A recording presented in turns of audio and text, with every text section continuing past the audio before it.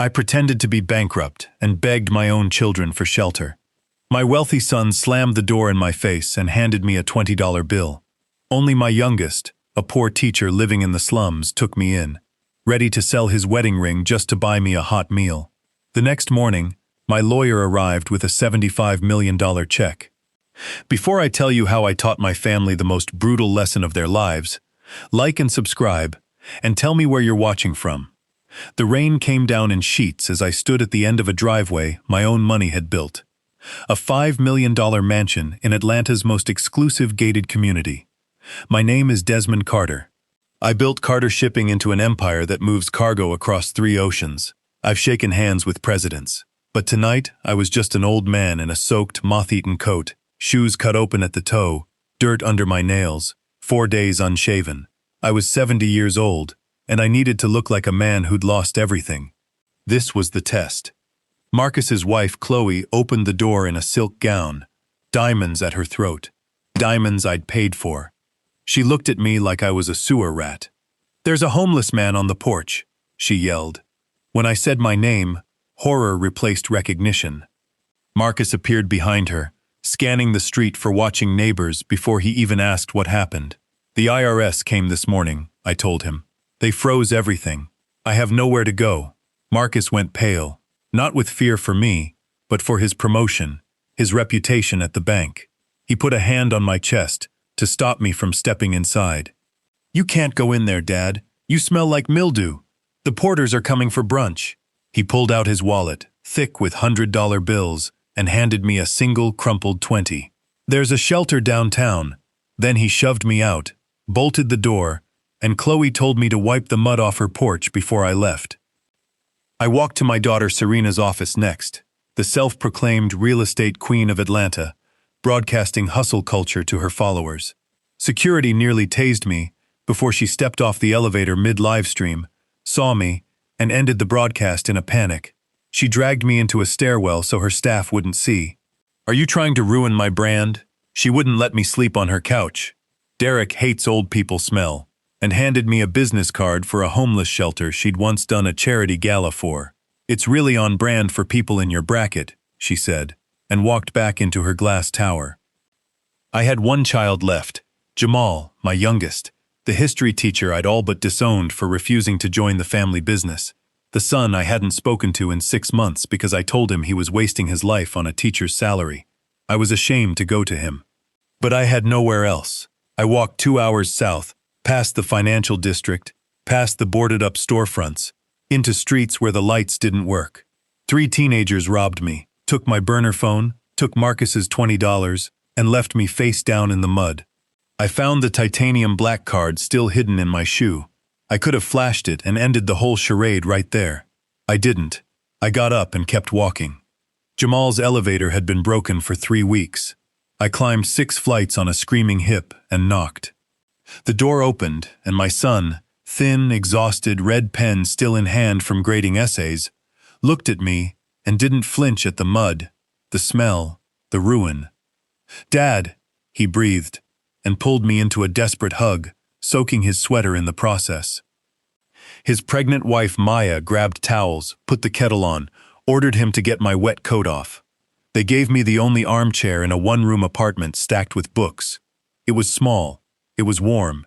It smelled like home. I told them the lie, the IRS, the seizure, Marcus turning me away. Jamal didn't ask about his inheritance. He took my cold hand in his and said, "It's just money, Dad. You are here. That's the only asset I care about." He gave me their bed. Maya said the camping mattress was better for her back. A kind lie, since she was 7 months pregnant, and it would kill her spine. I watched them make up fresh sheets for a father who'd called his son a failure for choosing to teach. At dinner, Maya ladled every scrap of meat from the pot into my bowl alone, insisting they'd already eaten. Jamal's stomach growled loud enough to echo through the apartment. "Digestion," he laughed, humiliated. I looked at the eviction notice stuck to their fridge before Jamal snatched it away and stuffed it in his pocket, forcing a smile. 3 days, $2,000, a pregnant wife, and still, he'd opened his door to a man who claimed to have nothing. That night, lying in his bed pretending to sleep. I listened through the thin wall as Jamal and Maya whispered on the floor. $42 in the jar. 4 days until his paycheck. The rent due Wednesday. Jamal wanted to sell his motorcycle, his only way to work, 10 miles each way. Maya refused. She offered her wedding ring instead.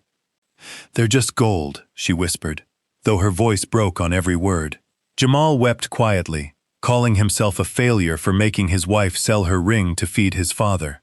I lay there in the dark, my chest cracking open, and swore a silent oath that every second those rings sat empty on the nightstand, I would repay it 100-fold. Before dawn, I followed Jamal to a pawn shop on 5th Street. I watched through a grimy window as the broker sneered at the rings, offered $200 for gold worth twice that, and told my son his father's problems weren't his business. Jamal begged. He took the money. He walked past a bakery without buying so much as a donut, because every cent was mine now. I beat him home and lay back down before he returned with groceries bought with his marriage. That evening, as Maya stirred cheap chili on the stove, the door exploded open. Marcus, Chloe, and Serena had come to manage the situation, not out of concern, but fear that a dead father in a gutter would make headlines. Chloe covered her nose with a silk handkerchief and called the apartment a closet. Serena complained the smell was triggering her asthma. Marcus produced a legal document, a waiver renouncing my rights, signing over anything the IRS left behind, to him and Serena, for emotional distress. He tried to put a pen in my hand. Jamal knocked the paper away and shoved his brother back. "Get out of my house." Marcus straightened his coat and delivered the final blow. He'd run a credit check on Jamal that morning. Eviction notice. 3 days. How are you going to feed him? With love? Serena laughed and told him to sign me over to the state. They walked out victorious, leaving $2 store insults and a legal threat behind them. I stood up, not slowly. I stood the way I used to stand in boardrooms, spine straightening, tremor gone. Jamal, still shaking in the hallway from the confrontation, turned and saw a different man behind him. I told him the truth in one word. Enough. I pulled the satellite phone from my coat, not the burner, the real one, and called my lawyer. "Bring the car, and the checkbook, the big one." Within a minute, 3 Rolls-Royce Phantoms rolled onto a street where the average car ran on duct tape and prayer. Harrison Price, my chief counsel, walked up 6 flights in a Savile Row suit, set a crocodile briefcase on Jamal's scratched kitchen table, and called me Mr. Chairman in front of my stunned children. I peeled off the gray wig. I wiped the latex and powder from my face. Underneath was the man who closed a merger with Yamato Logistics that same morning for a fortune neither of my eldest children could conceive of. I pulled out a cashier's check for $75 million and pressed it into Jamal's hand. "You sold your ring to buy me soup," I told him. "This is payment for the lesson you taught me." He tried to refuse it.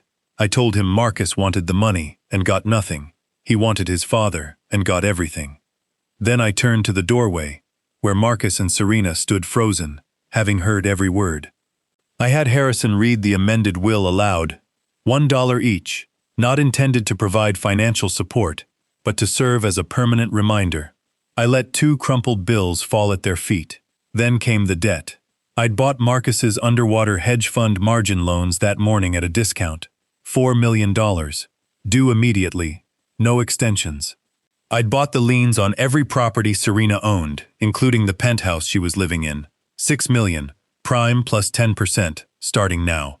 Chloe's Birkin bag hit the floor. Serena collapsed, begging to be my assistant, to clean my house, anything but poverty. I told them the locks on their homes were already being changed, security already packing their toiletries, nothing else. The art, the furniture, all of it collateral.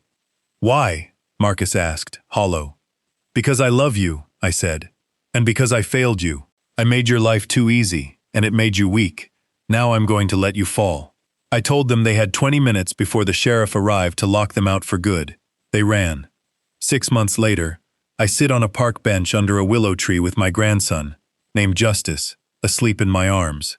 Marcus works a cubicle in a community bank branch tucked inside a grocery store, paying 40% of every paycheck against the $4 million he owes me.